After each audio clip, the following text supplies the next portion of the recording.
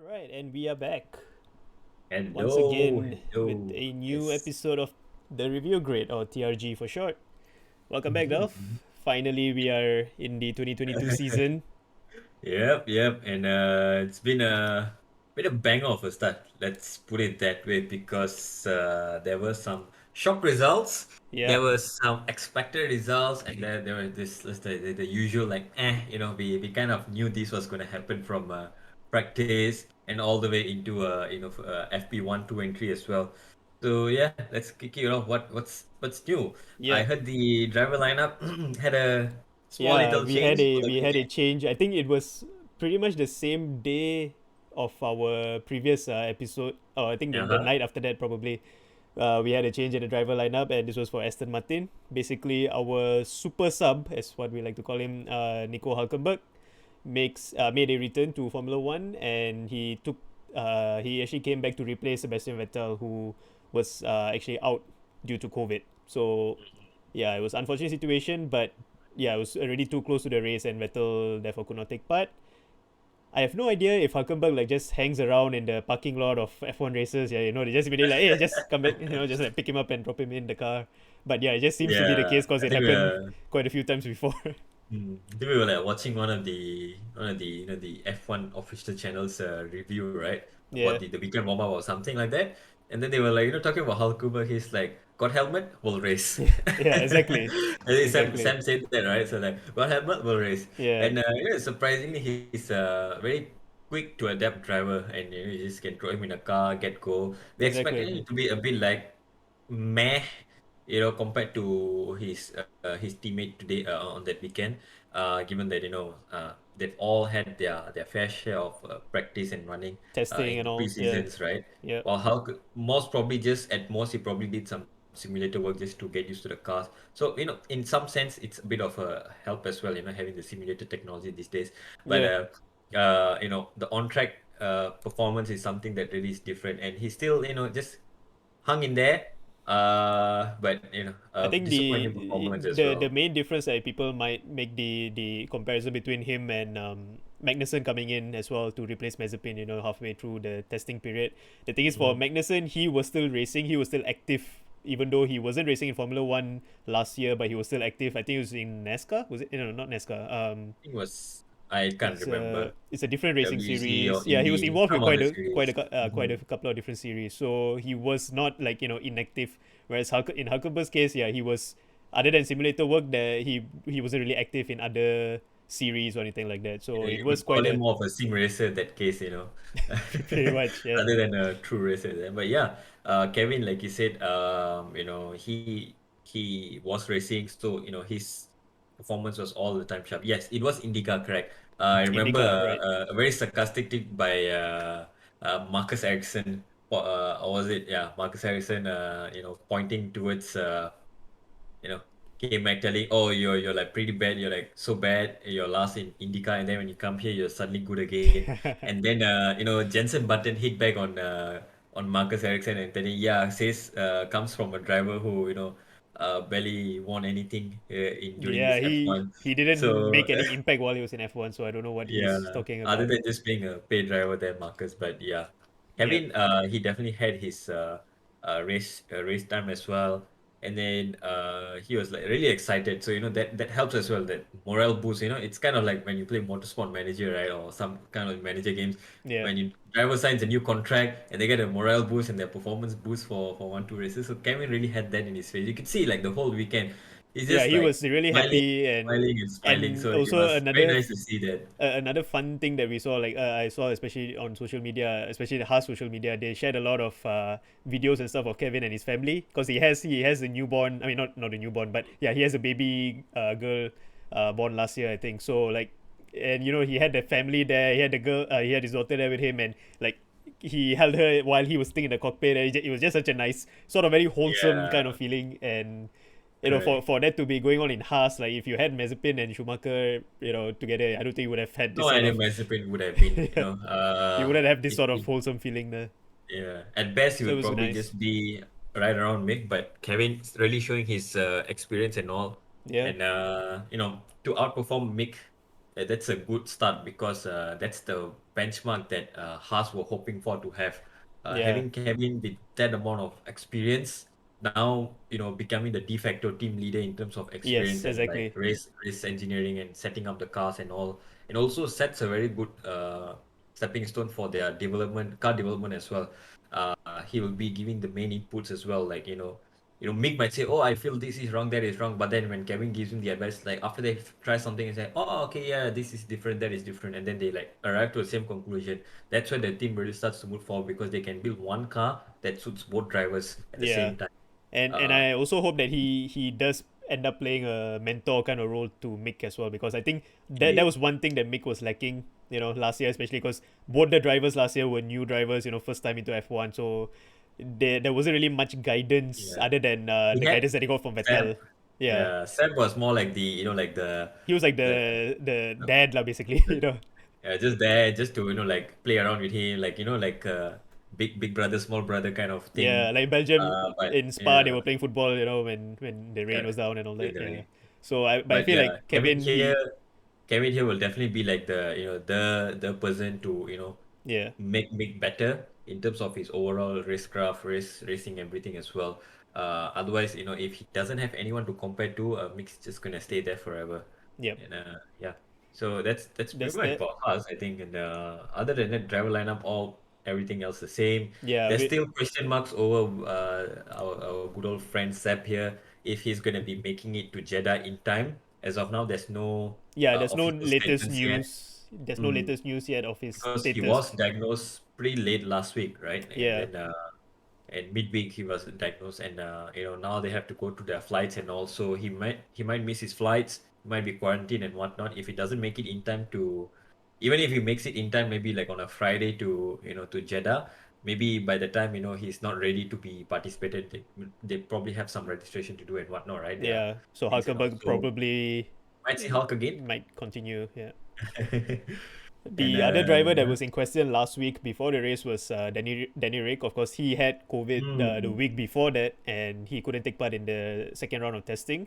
But thankfully, he was able to make a full recovery.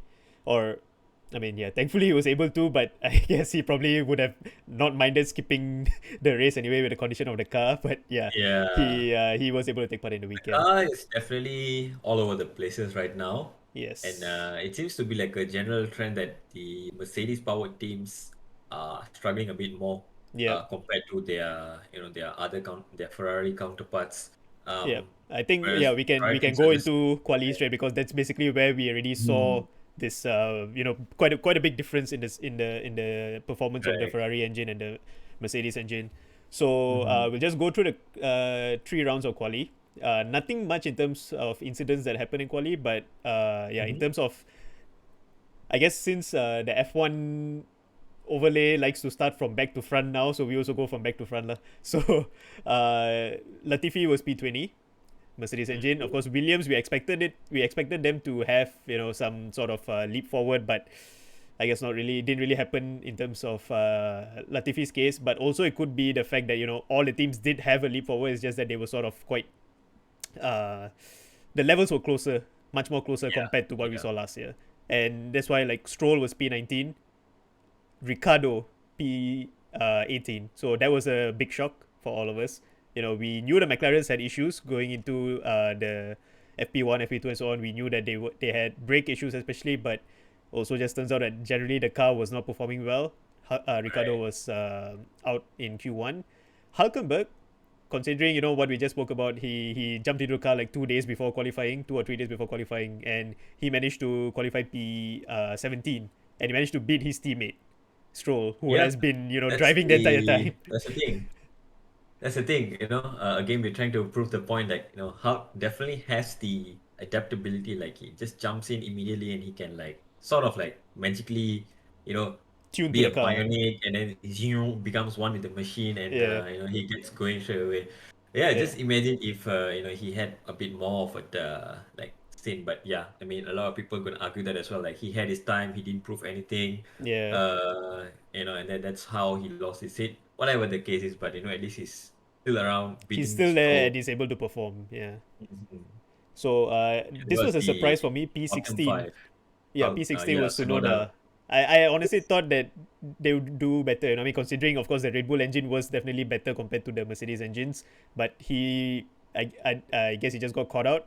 Or Didn't at least on the speed traps, the Red Bull engines, now we have to call it, right? Red Bull powertrains. powertrains? Yes, Yeah. RBPT. So the Red Bull powertrain engines, so they were the fastest on the straights. And Mm-hmm. that was purely down to the setup choices that they went through on the weekend, and you could see that these cars, these Red Bull power teams, Yep. they were gaining a lot of time on the straights, but they were losing massive amount of times, especially in sector two. And it's just a bit of setup compromise that you always have to make here and there. It also helps when you're running a little lower aero, lower downforce. It reduces the porpoising effect, Yeah. which is kind of been like the buzzword, for this whole. It's probably going to be the whole season's buzzword, lah. Yeah, because the When teams are you're running still the less teams are still aero, suffering from the purposing. You could see quite correct. clearly during quali and during the race as well. Mm-hmm. So And it's not yeah, been so sorted these out. five teams knocked out. I mean, out of those five drivers knocked out, four from Mercedes power team, all four different teams, Yes. Yes. three different teams. So both the Aston Martins, one McLaren McLaren, and and one one Williams. Williams. So already you could see like something's wrong there. It's either they are compromising their setup so much to negate the porpoising while trying to look for a solution, or the packaging of the Mercedes engine. Also, this is something interesting that one of my mates pointed out, that it could be that the packaging of the entire rear end of the Mercedes as well might just not be suitable for these cars at this point of time, and Right. Okay. perhaps it's just adding on to the performance deficit that they already have. So that So means yeah, the change that would need to take place would be considerably a major change lah. If it's involved the it's packaging of probably the engine.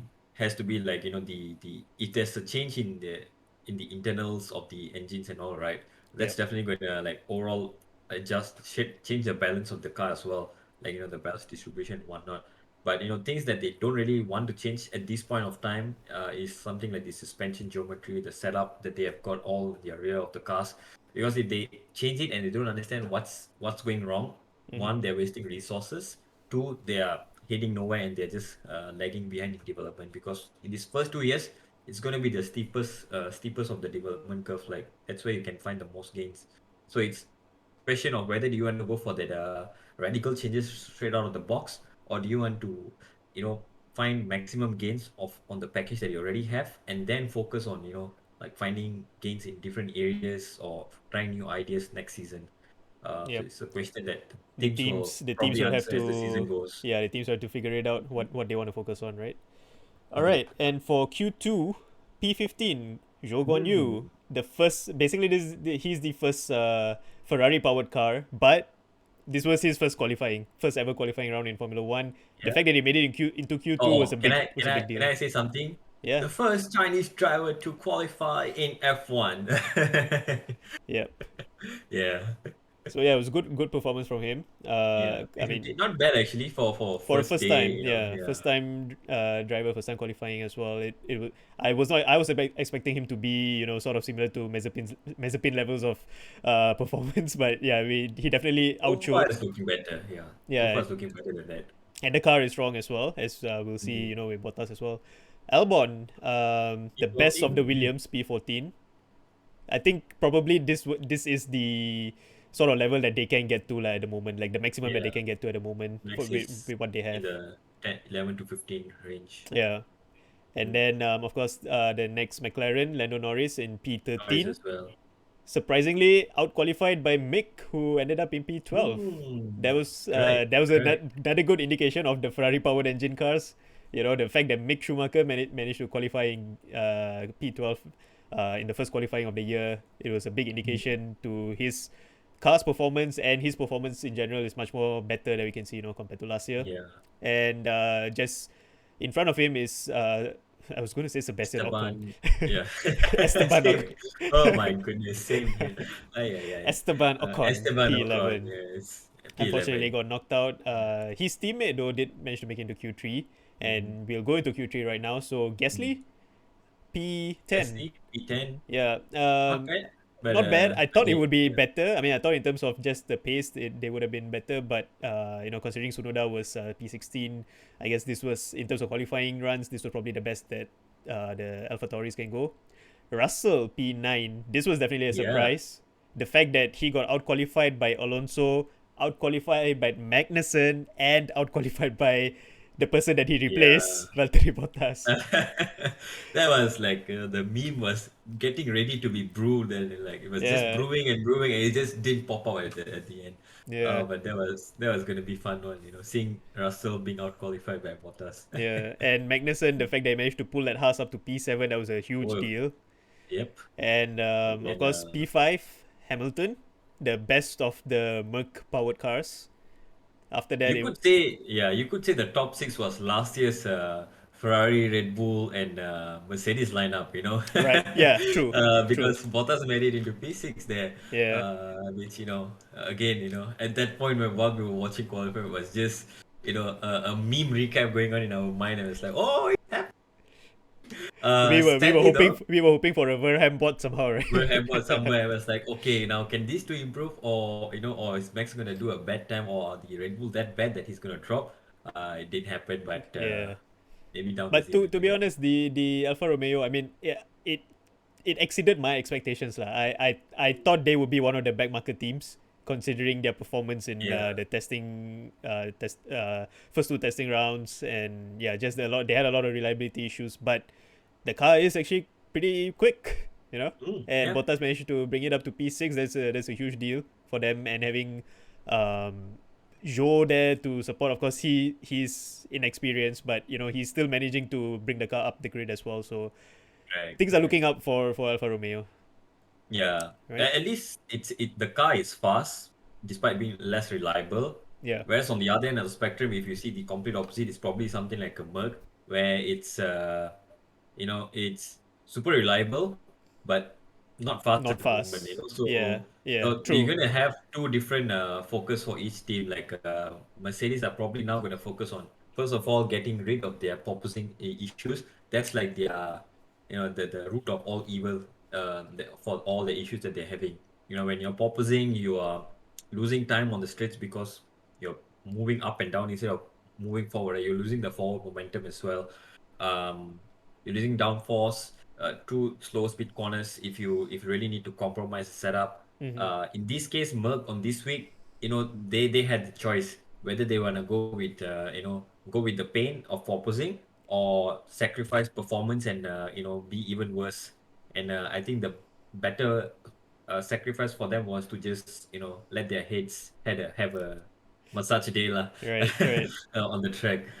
Whereas the other Mercedes power teams, like we saw, they didn't suffer with much porpoising throughout the race, even in qualifying. But you could see that they were suffering, quite a bit in terms of overall performance. That's why they are all the way at the back. So they probably chose to go the conservative route of just Right. raise the right height and be safe with the car, and we'll try to figure it out in the next race or probably the third race.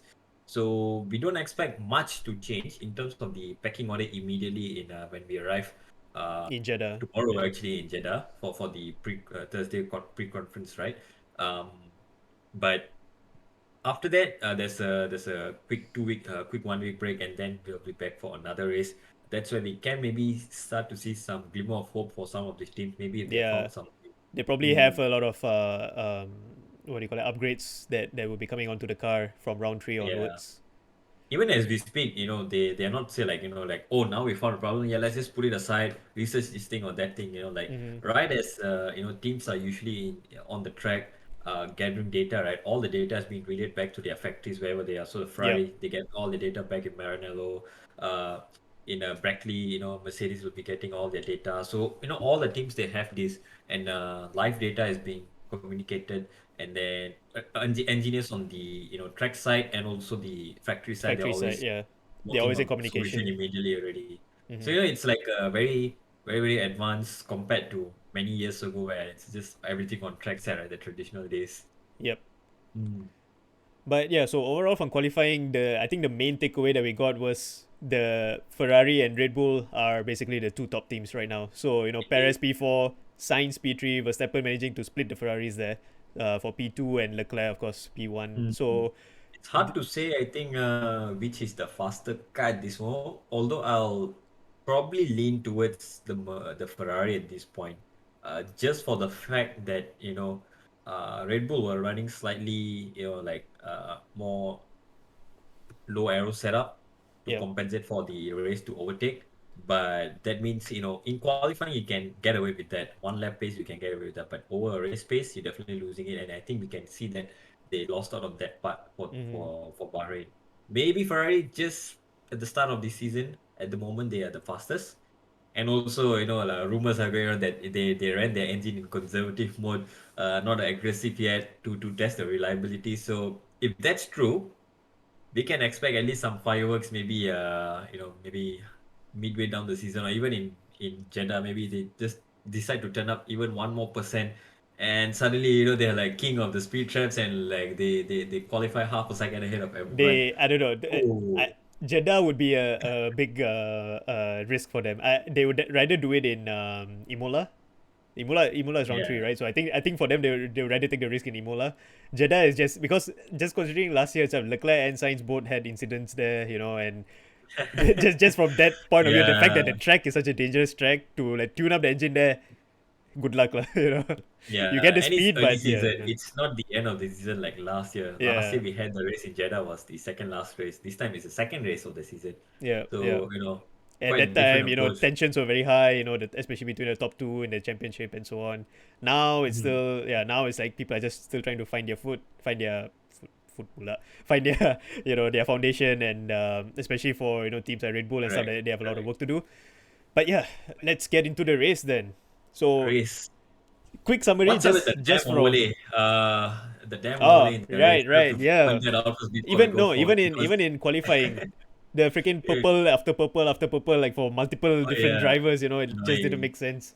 Remember Like, at one point, right? Hamilton was like purple, purple, purple, and then it was like purple. All three sectors were purple minus but one this point six, and then suddenly it turned to yellow. It's like, huh? no, it was like Or purple, green, and purple, then it, purple, and after that the time was slower, slower than yeah. Leclerc. So it's like, Like what? huh? What's happening there? So, I suspect it was probably like, purple for that driver because it was their first lap in that session.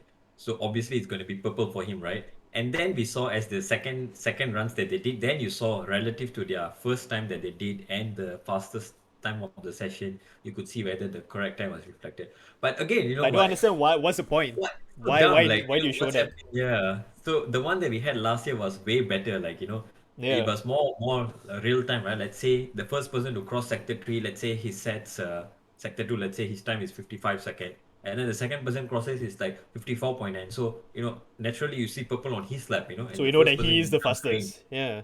Yeah, so that was interesting. Like, like real time, you see like, oh, drivers are like, oh, this guy is faster, that guy is faster, and all of a sudden we're like, eh, what happened, Yeah, sir? the change. I don't know why they would have wanted to make the change because why fix something that's not broken? It's like the previous setup that It they looks have of bulkier.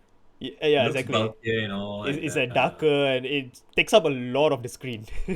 Like just the breakdown of but the but the names and the yeah. times and all that.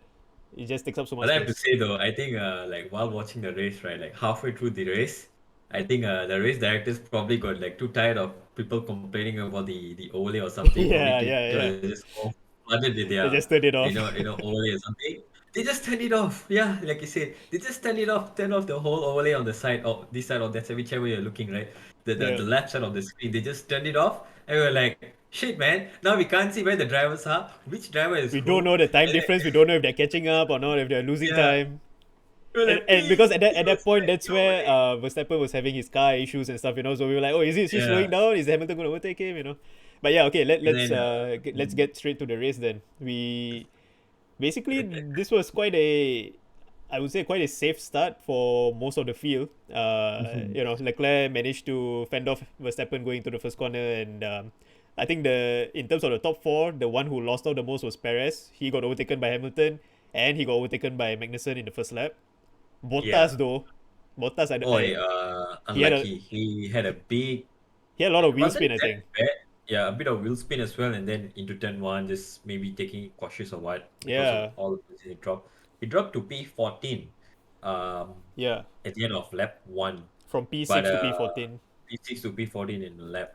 So, but oh, still though, considering what he achieved at the end of the race, it's a crazy Yeah, I drive managed to back. claw it back, and I think that's also a testament to the car itself, lah. Mm. The car No, is I'd performing imagine well. if he was running up where he originally started, right? Him and Yeah, Cayman would probably be neck and neck throughout the whole race.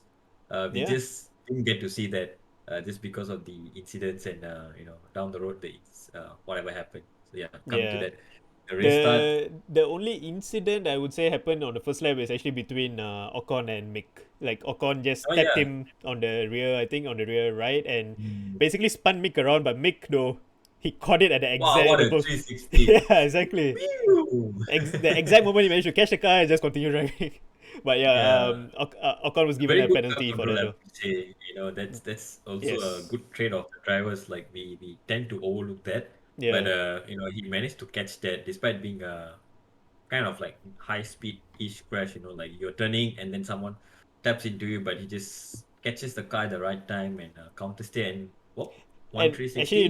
I just warm up and you can go. it gave me a flashback of Vettel because Vettel also, he spins a lot and he also got tapped Mm. tapped from the back before and he Oh managed to caught the yeah. car. So I think I don't know, maybe this is like one of Vettel's training. Also, okay, if you spin, this is what you do, kind of thing, for Oh Mick. yeah, yeah, yeah. He was Sam was teaching Mick how to do donuts last year, right? I think. So maybe that paid off. Yeah, Yeah. So yeah. So then after that, that was pretty much the one and only like racing incident in the whole race, yeah, where Ocon tapped into Mick, right? Spun him and Ocon yep. got a 5 seconds. So that was like Ocon the award receiver for the first penalty of the season. So at least some consolation for him. The Yeah, Twitter but award, I would say. he was very like I saw the video after the race. He was very apologetic to Mick as well, like running up to Mick and like, apologizing Yeah, for it and he's a, stuff. he's So a it nice was guy. Ocon is a nice guy. Sometimes yeah, he can just be a bit funny when on track, but he's a nice guy. Regardless.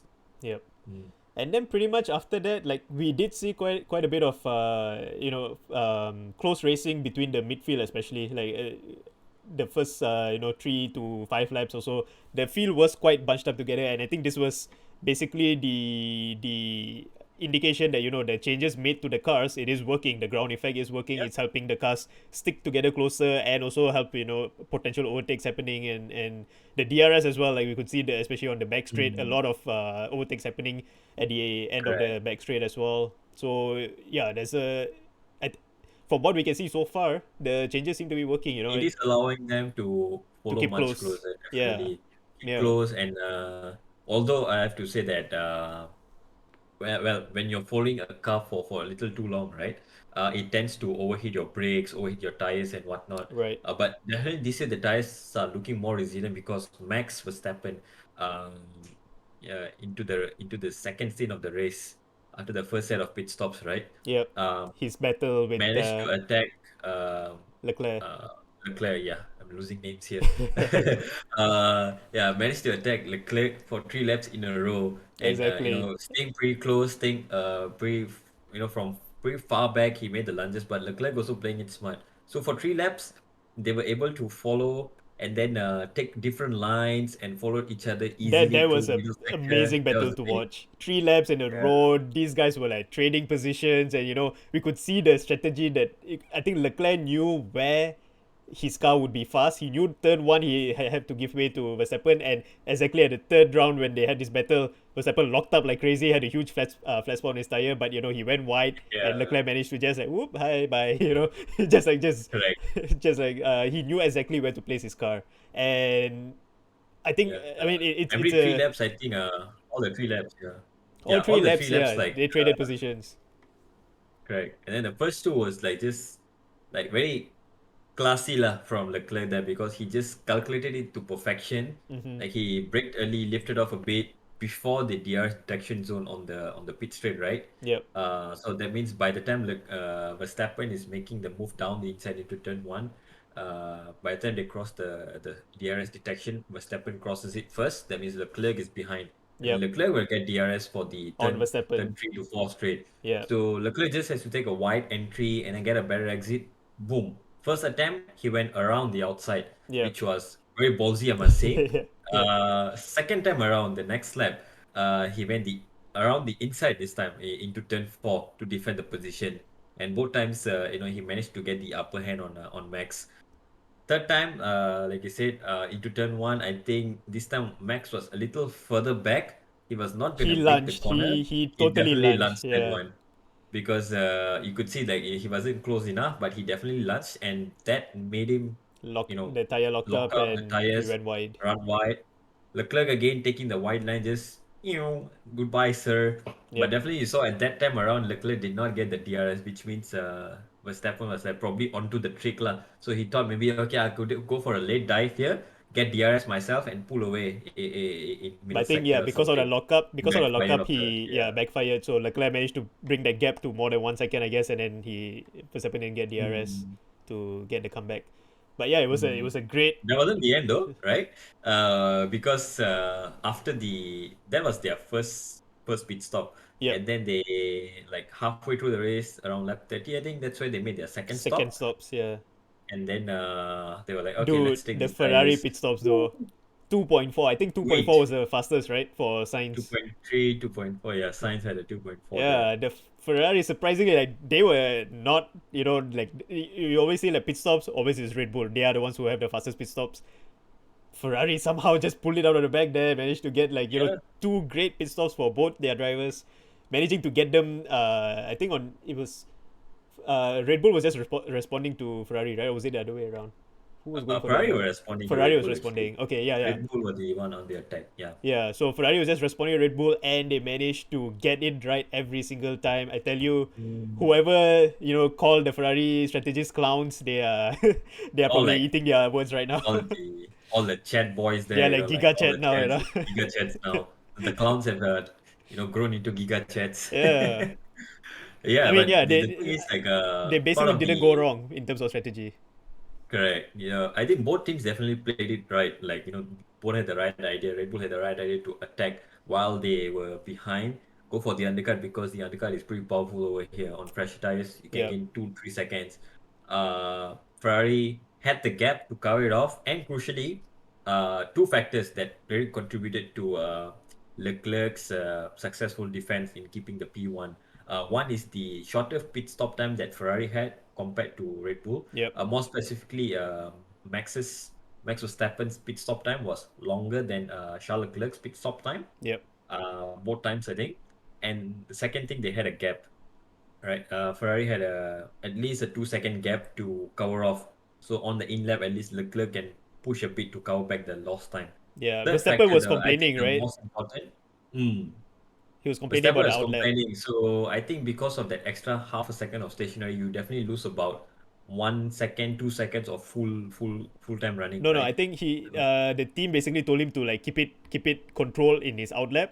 Oh no, in his Yeah, yeah. correct. They So told him to take it easy on the outlap, don't want to destroy the the tires, tires yeah, and too then fast. Verstappen was basically like, oh, you told me to do that. That is why like I lost out to Leclerc. Yeah.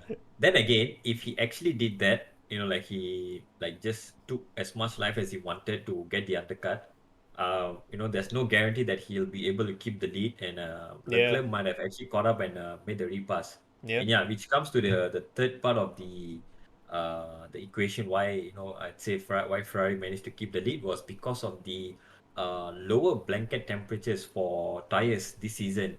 right. So last season when in the the thicker tires that they had, right? The 13-inch wheel rims, right? So those tires, in the previous regulation, the tire blankets were kind of much much more warmer. I'd say like 80 degrees on the rears, I think, and then 100 on the fronts, or something like that. Okay, Or something higher, so that keeps the tires like in a sticky condition by the time they come out. So the moment they exit the pits, just within two or three corners, they're already at full grip. yep, But we saw with multiple drivers this week, right? This season onwards, I think we're going to see a lot of this, and this will factor into a lot of pit stop strategies as well. Out of the box, the tires are not in their best condition. It takes at least a good half a lap before the tires are fired to up, get it even the warmed up. softs. Hmm. Mm. I And think we saw that with Albon, right? Hamilton. Oh, Oh, is it? I was gonna say Hamilton and who is it? Zhou Guanyu. So Hamilton came out on fresh hard tires, Right. for his first pit stop, and Zhou Guanyu who was like still running his race. He's running his first lap, first stint, right? uh, he managed to overtake Hamilton, who just came out from the pits. Right, right, yeah. Yeah, I think Normally you'd Hamilton was expect, like he was quite like skating around on the track because he's just not warmed mm, up yet. Yeah, plus he was on the hard tires, so it's gonna take even more longer to longer. fire Yeah, up. And the pace wasn't there for the hards. Even the soft and mediums when they made their pit stop, right? It had a good 1 or 2 second in terms of like time loss before they really got up to full speed. So in a way, the undercut attempt by Red Bull was not effective, but then again, nobody had the data until after Bahrain. So now yep, probably going to Jeddah, they will have a good idea when to uh, go for the pit stops. yep. And yeah, I mean, even for Jeddah, I think if you compare to last year's race, like Red Bull, they basically pulled the correct strategy when they were battling Mercedes. But this year, of course, things are Mhm. different. So we'll see how it goes there. But Mhm. yeah, and then the race was pretty much, we had battles going on up and down the field. Like what we said, the cars are definitely much more closer this year compared to the previous years. So there were, people trading places up and down the field. But the main thing that sort of happened towards the end of the race and kind of also gave me Abu Dhabi flashbacks when Gasly's Yeah, car just suddenly caught fire. He had a complete power failure and yeah, he yeah, jumped out of the car. Because the fire was like suddenly. It, yeah. it wasn't an engine fire, right? It was a circuitry. It It was was circuit more of related. yeah, I think yeah, because when we were watching, right, it was more of like the power car just lost power, it just engine Yeah, shut down. yeah, And then out of nowhere, there's like fire coming out of the engine, so that's probably just from the overheating. yeah. That's partly due to the new fuel as well, the E10 fuel, right? The Right. 10% ethanol, Yeah, yeah, uh, renewable ethanol that they need to have in their fuel composition, right? yeah. So that also, with the additives that are added to make it sustainable, right? Um, it's been said that it's probably causing some extra heat or some other side effects to the engine performance. So that's why I think some teams chose to run it very conservatively. Like Ferrari, they were like, we're just gonna run conservative. Mercedes, even maybe they are not running full power just yet, or the optimum race performance just yet. Red Bull, Right. they ran a lower wing to compensate for that. So, and then the other thing is also the cooling that we saw. Bahrain is definitely a hot track, but that race particularly was quite a colder race compared to normal Bahrain races. Right. Okay. Uh, which led to two things, that cool conditions in the desert, still they had so much overheating. So it's probably, teams are still figuring out their cooling package properly.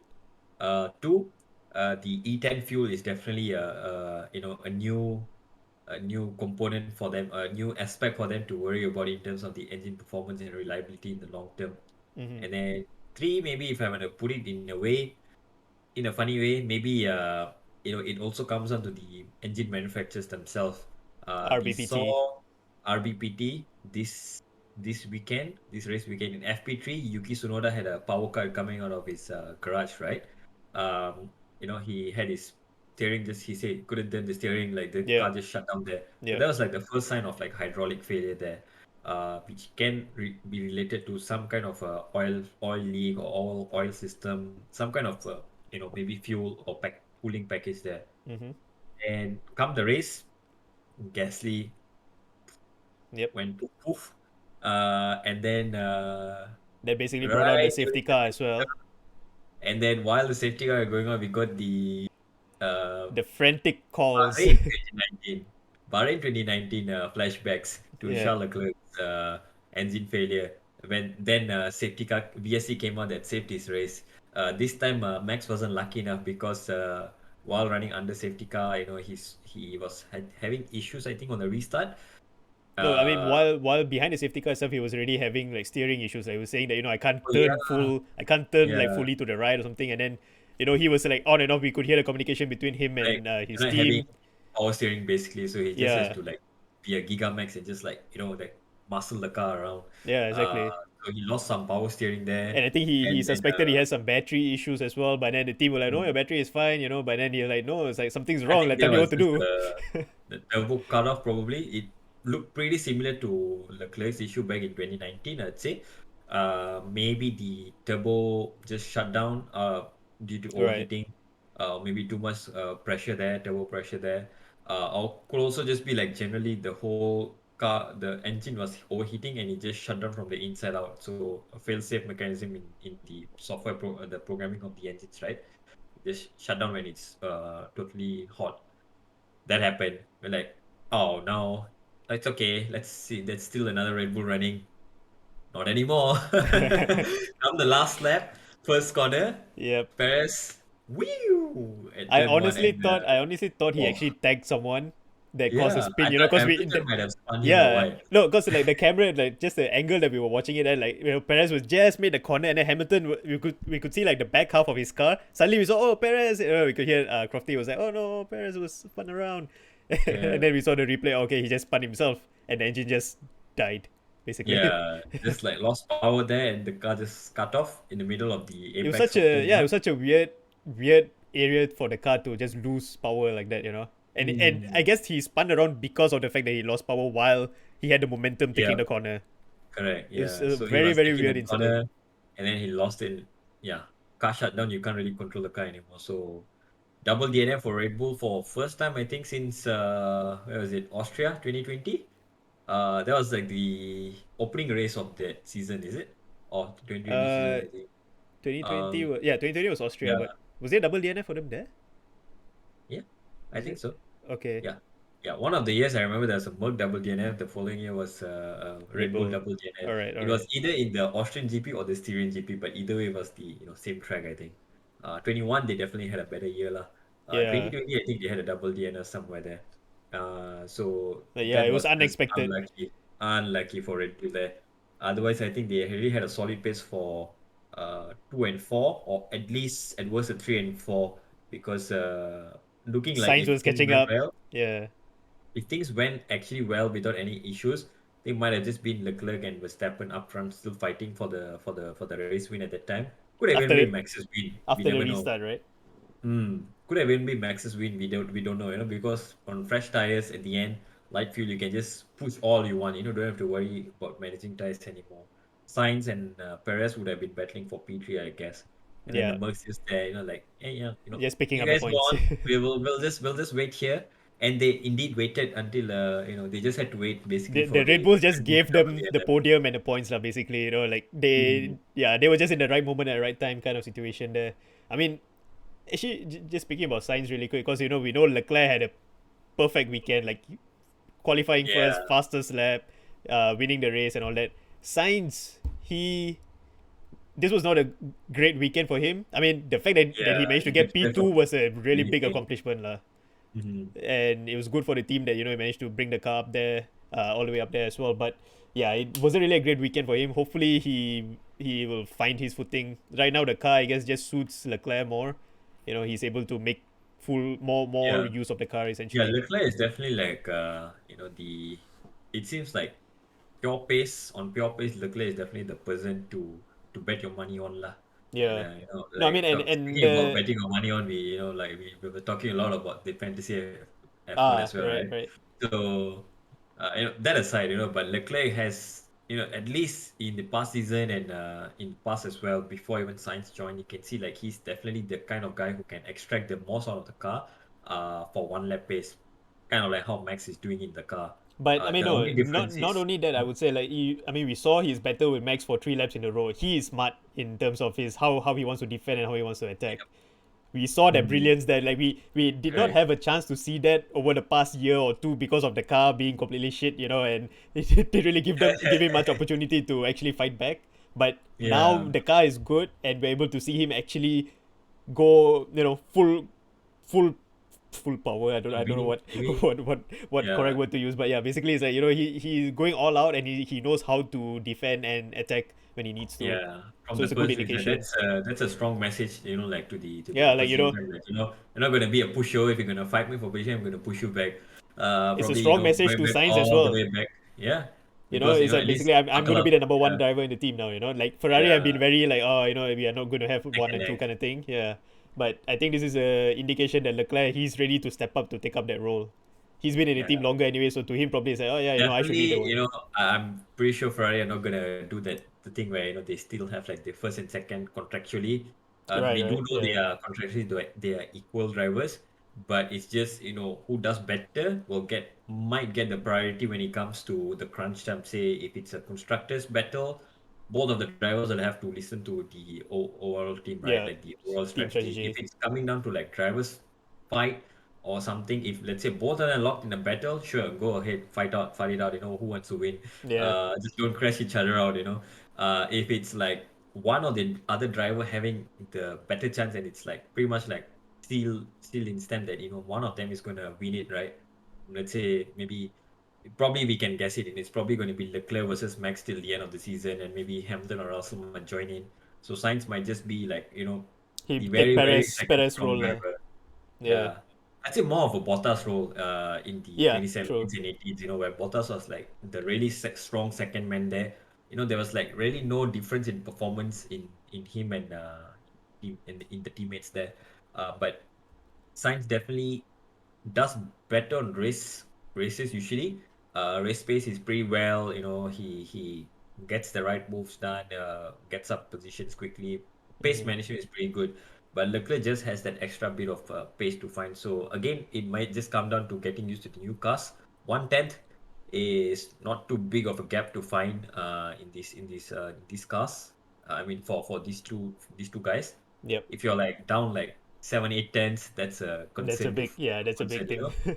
like how the gap is between Perez and Max, and also in qualifying the gap between Russell to Hamilton. Yeah. So there's a bit more of for the second drivers to buckle up a bit more lah. Yep. Hmm. So yeah, basically the race ends with Leclerc, Sainz, and Hamilton on the podium. P1, P2, P3. Ferrari 1-2, Ferrari and on one the two podium, finally. boss, The boss boss himself. Binotto. Yes, the master plan finally worked. Ay ay And ay yeah, just ay seeing ay seeing ay. them up there, seeing three of them up Jeez. there, together with Binotto and all Woo. that, it was good lah. It was like Binotto probably is like, I don't know when this will happen again. I'm gonna go down. I don't know whether to repeat or not. I'm just going to take my chance right now. Gonna take it now. It's like it's But now whatever. I would It's say like probably the happiest Alonso. guy, the happiest team principal and driver on at the end of the race probably would have been Gunther Steiner and Magnussen. Oh, The fact that Kevin. Magnussen brought the car to P5, getting those points for Haas, the first points that they've had in like what 2 years, and Yeah. it's such a huge deal for them. And like I've never seen Gunther Steiner smile so much and laugh around like during the joking around during the interview and all that so much. It was a great moment. Even Another if there was a P7, right? If let's say the Red Bulls did not double DNF, it would have been a P7 P7, probably. yeah, Actually, even like probably P8 there, because at one point Bottas and Joe were also there fighting for those upper positions, right? The upper midfield, 7, 8, 9, around those area. yep. But even if there was a P7 finish for Kevin, he would have been nuts, I guess. Yeah, the fact that Mainly they just on got any bonus. points, yeah, the fact Yeah, that they got any points that's is a just huge thing. a good indication as well, for Haas and uh, Alfa Romeo. The Haas, especially because now they have Kevin in the car. Yep, He's the benchmark. If he's doing well, they know Mick has to improve as well.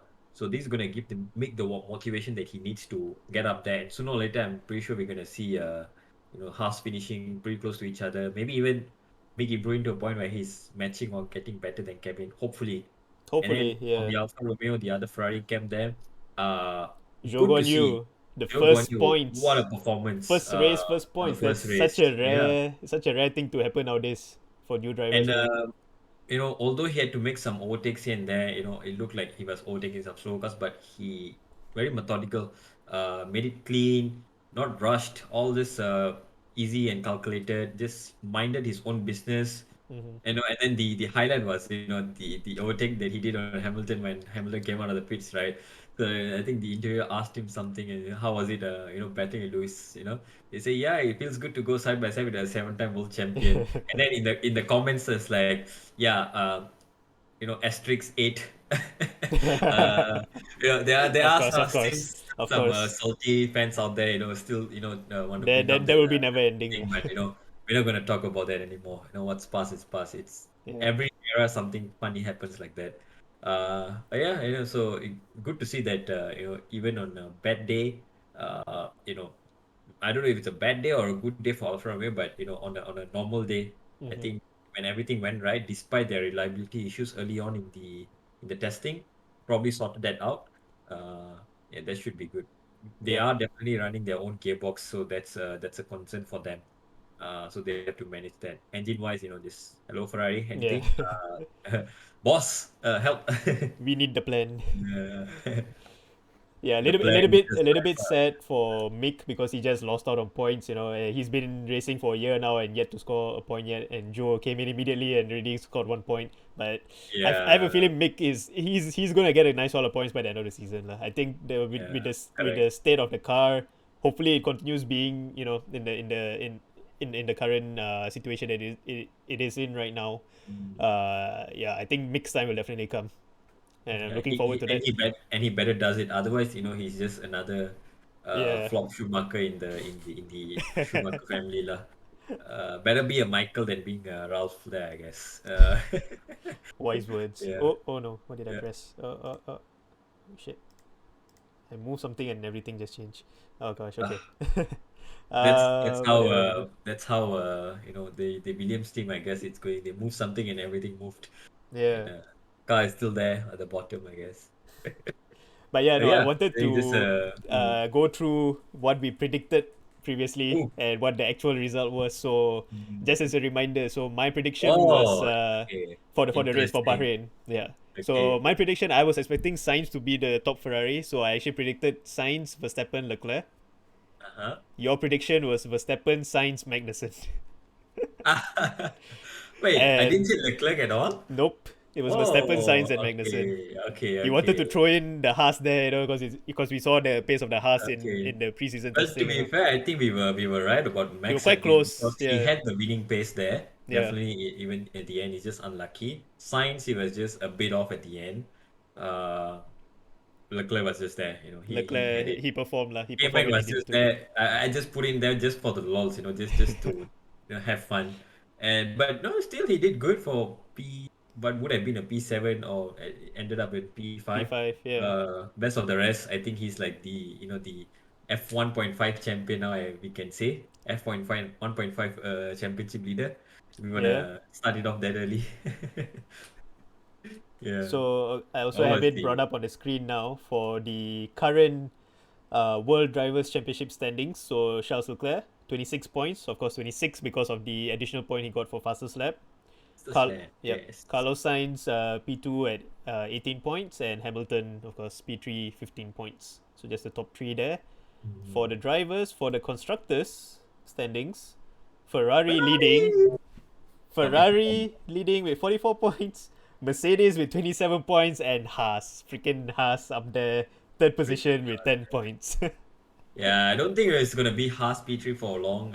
Oh yeah, Red definitely Bull not. definitely Once bounce Red Bull back. sort out the powertrain issues, Yeah. yeah, it's definitely going to be again Ferrari. I mean, it's going to be again Mercedes, Red Bull, and Ferrari in the top three.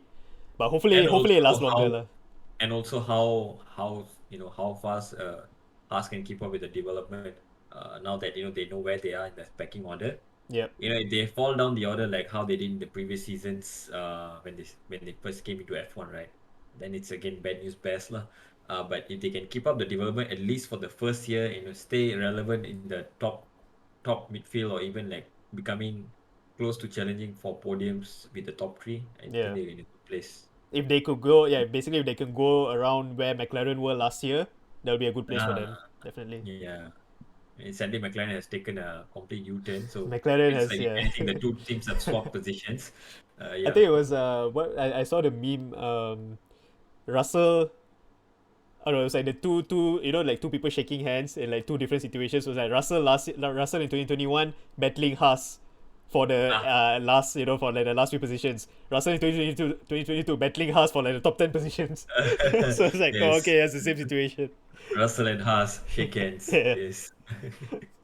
Yep, yep. Oh That gosh, was the, fun the to see as memes that came out from this race are great, man. There's well. so many incidents and stuff that were brought up. Even the one Mhm. about Red Bull, with Tsunoda being the only one with the RBPT engine not blowing up or causing any issue, or the instructions came in Japanese, that's why he could finish the race.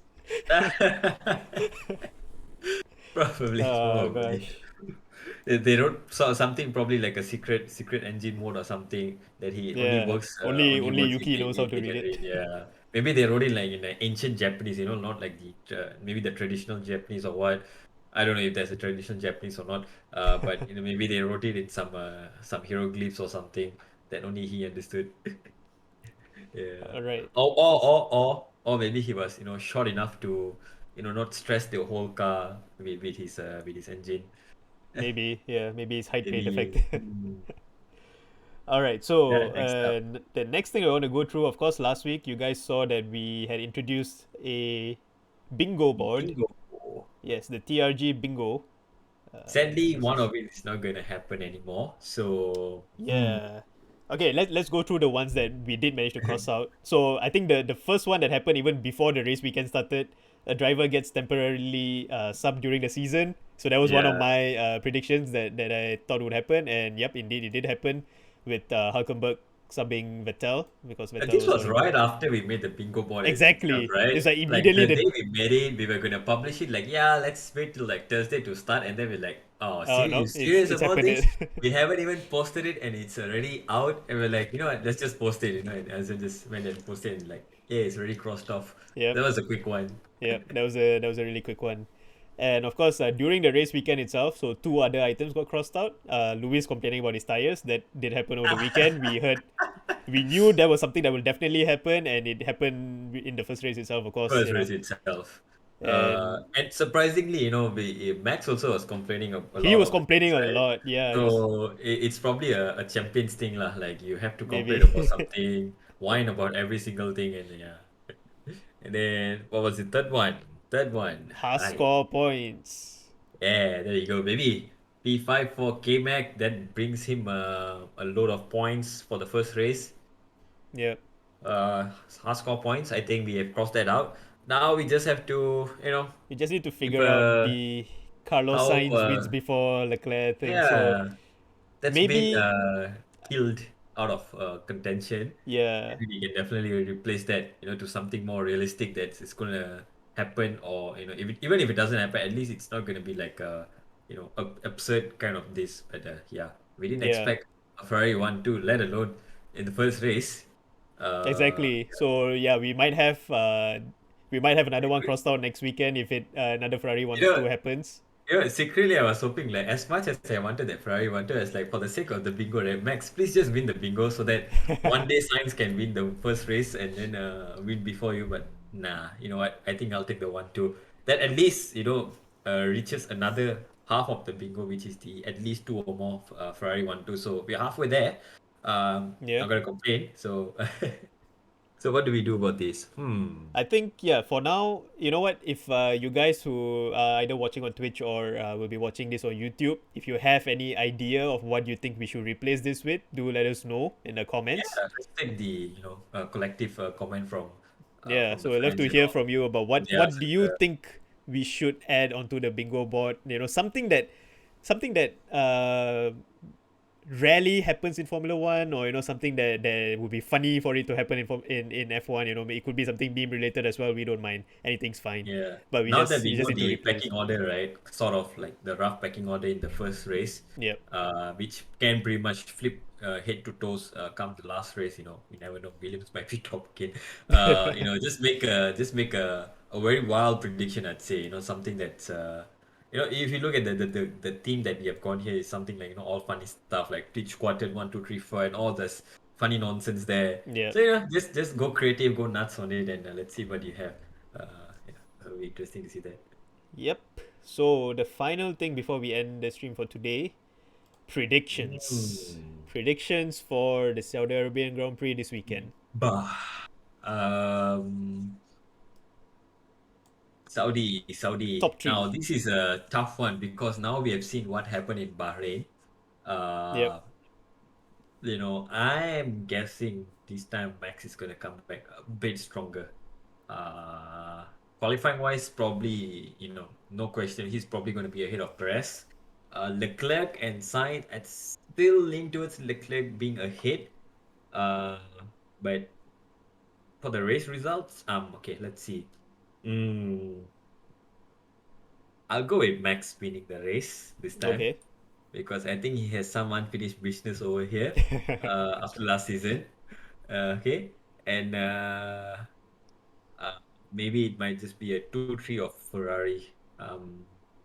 could be any Ferrari, but I'm just gonna say Leclerc in P2. Sainz will take home the P3, and Perez might be Okay. close P4, maybe even challenging for P3. And then if I want to go further, I'd say this 5 and 6 is gonna be the Mercs probably. Uh, Right. I'd say maybe Hamilton ahead of Russell. So yeah, that's the order. So Max, Verstappen, yeah, yeah, Verstappen, Max, Leclerc, Sainz. Leclerc, Sainz, and Okay. then Perez, Hamilton, Russell. Yeah. Okay. For my You know prediction, what? Let me scrap that 4 and 5. Let me just put a random K-Mac over there again. P5 for K-Mac. Let's take that top five again. Let's spice it up because I predict Mercs are probably still going to have a bit more issue with their proposing, and hmm especially that's a much longer track, much more flat out track. I think they're going to suffer even more this weekend. Okay. Mm. Okay. How All about right. you? So for my case, I'm just going to go for top three. I Okay, don't think I sure, want to sure. try for top five, but yeah, for top three, K Mac. Even though I do want him to be up there, I don't think he'll be able to perform as well. Considering this will be the first time he's ever racing on that track, so he's going to have to get used to the track layout essentially. So I'm not going to have him in my top three, but I would say, uh, Yeah, might be too early shoot, for K-Mac top three just yet, realistically, but yeah. We never know what can happen. It's Jeddah after all, you know. exactly, yeah, exactly. One red That's why flag, I'm like, one it's red so hard flag to judge. later. Mm. Okay. I'm gonna go a bit different here. I'm gonna say Perez, P1, Okay, Leclerc, okay. Perez, Leclerc, Sainz. I Ah, think Max is gonna where is be Max? involved in the incident. I Okay, hopefully not with the Mr. Number 44, but yeah. I mean, if it happens or what happens again, I don't know why it'll happen at this oh point of yeah, time, lah. right. But yeah, you know, The whole season is becoming a meme already from the first race ago, from the exactly. race from the get-go. I think Okay. Perez might be able to pull it away if he, I mean, but it's like what you mentioned earlier, like that Max probably has the vendetta, so he wants to like qualify, P1 and stuff. But I think he might Uh, push it again and either get into an incident or have something happen to him that might cause him to be off the top three. And I think the Ferraris they have the pace, but the track is just so dangerous. Right, Sainz had two incidents last year. yeah, During the race and during qualifying. During qualifying, he did. During the race also, if I'm not mistaken. Was it him yeah, again? a bit unfortunate, I Yeah. think, but in the race because of all the restarts, the Yeah. red flags, the standing starts, and all, definitely was posing a hazard to the drivers. The sector one is pretty tight there, Yeah. so at least when they're up front, they don't have to worry that much lah. But in the midfield, that's where it gets congested. Mm. Yep. So yeah, I think they Ferrari might try to play it more safe, in Jeddah, because I believe their main focus would be on the round three lah in Imola. They want to win in Yeah, Italian soil. That's where they're correct, gonna correct. like go all out. So yeah, that's where I'm gonna go. Perez, Leclerc, Sainz. Mm. Okay, okay, cool. Okay. Although I still definitely have like inside, deep down, I'm still I wanted to say a Ferrari 1-2 again, and Uh. then so that we can cross off the bingo. But looking at the performance, it's definitely close lah. It could just swing in either team for now. Mm, Granted that Ferrari definitely feel faster, and they are more confident with their car than Red Bull are. Solely for the fact that Red Bull had to learn like a lower aero setup for Bahrain. It may work in Jeddah. mm-hmm. Uh, Qualifying doesn't matter, it can pull it off easily. But in the race, if Max can get ahead, probably it's his race to win. Yeah, His race to lose, basically. if If he he gets can ahead, pull it's a his gap, race to lose. then yeah, I think he's far away from any incidents that might happen and all that, so he would be safe. My Mm. main worry about Jeddah is of course like shit is gonna happen. Like there's gonna be crashes involved. There's gonna be cars spinning around and mistakes happening. Touching the wall Yeah. here and there. Like yeah, it might also help us in the sense for like the bingo. One of the items is it 12 classified cars. I mean, if that Oh actually yeah, happens, yeah. This is you one know, of the the track dangerous to do ones. it. So you Yeah. just need like 8 retirements and Or a race that has you will. three red flags or more. Oh yeah, yeah. Yeah. So both are like like shouting for at least one of these to be ticked off, Yeah. either here or when we head to Baku later down the season. Let's see, let's see. It's gonna be fun. Yep. And Jeddah is also a place where it can rain, but this point of time, I think this weather, this time of the year, it should not be raining. So Does it yeah, rain we there may. at this time? It, it is a coastal side, right? Like seaside Yeah, yeah. area. But it's So still quite yeah, like desert-ish kind of area, isn't it? yeah, yeah. I don't know, but So yeah, I let's see. think rain shouldn't be affected, especially considering it's like a night race as well. Mhm. Yeah, like if you're watching from, any parts in like where we are in Southeast Asia, it's going to be a very early morning race for us. It's like 1 a.m. if I'm not mistaken. Yeah. Um, Sleep what? yeah, What is and sleep? yeah, this is also going to be segueing into notice for next week as well. So basically, just to mention, I personally like for my own thing, basically, I'll be traveling overseas, so there might be a delay for the next podcast because I don't really know exactly when I'll be able to sort out our times between myself and Dalvin to Mm. get online and record this. So stay tuned for news on that. I'll update on my YouTube. Once I upload this video, once I upload this podcast onto YouTube, I'll also upload. Oh my god, I'm stumbling over my Upload. upload. I'm stumbling over my words. But yeah, I'll also mention when the next podcast will happen as well and the time. And yeah, stay tuned for that. Of course, you can join my Discord as well to get any updates. Mhm, But mhm. yeah, that basically brings us to the end of our first wrap up of the first race of the 2022 season. Yes. As usual, Thankfully, thanks, we took Delph. less time than expected. Uh, Yeah, I mean, yeah, it's 1 hour, it's still 1 hour plus, but yeah. it was a good discussion, anyways. Yeah, I loved it. A lot more things to come. The season is just starting. Yes, Development indeed. race is on. First two races in a row, two night races. Jeddah, where we're going next. It's gonna be a hot little, flashback to Jeddah 2021, It's going to where be a Max Marquez firecracker had race, a I would say. firecracker of a title race there. So yeah, let's see if we can get some interesting moments here and get some more bingos ticked off. Till then, everyone, stay safe. Take care. Be cool. Bye Ciao. bye.